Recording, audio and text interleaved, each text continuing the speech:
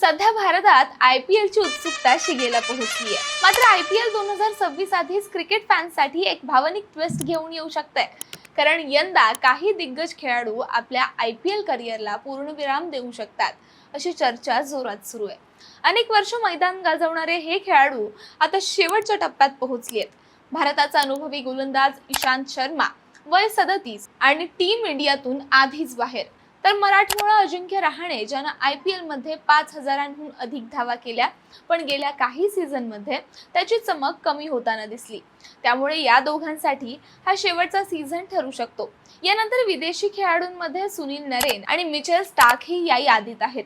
नरेनने आधीच इंटरनॅशनल क्रिकेटला अलविदा म्हटलंय, तर स्टार्कने T20 फॉर्मॅट पासून अंतर घेतलं आहे.